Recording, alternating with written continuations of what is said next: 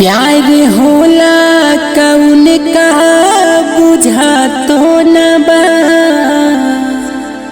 औन का बिना अब हम से रहा तो न बा किए ने बेधाता वो ने हर दुखा तो न बा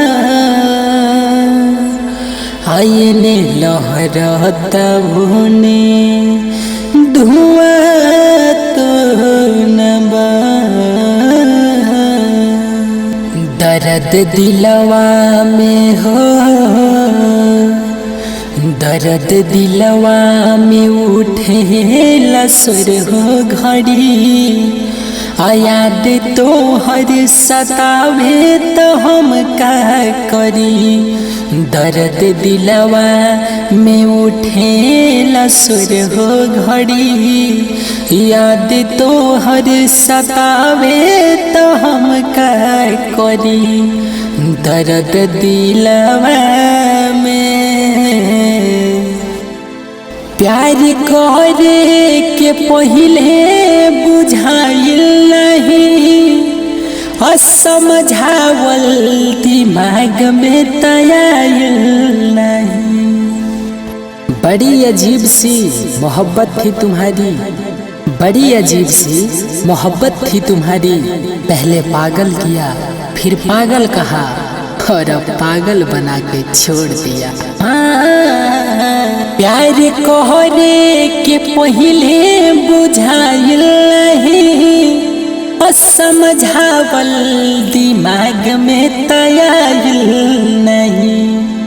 यह बात सोची सोची जाता जुआ जरी, यह बात सोची सोची जाता जुआ जरी। याद तो हर सतावे तो हम का करी दर्द दिलवा में कि दर्द दिलवा में उठे लसुर हो घड़ी याद तो हर सतावे तो हम का करी दर्द दिलवा में। प्यार भइल तो मिठाई हम बटले रही तुहरा चक्कर में हाथ अपन कटले रही। काश तू मेरी मौत होती, काश तू मेरी मौत होती तो एक बात तो तय था कि एक न एक दिन मुझे जरूर मिलती। प्यार भइल तो मिठाई हम बटले रही तुहरा चक्कर में हाथ अपन कटले रही।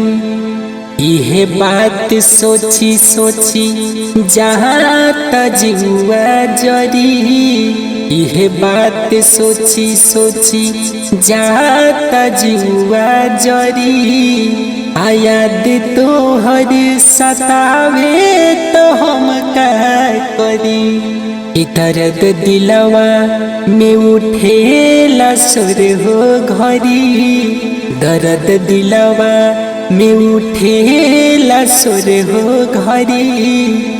याद तो हर सतावे तो हम का करी दर्द दिलवा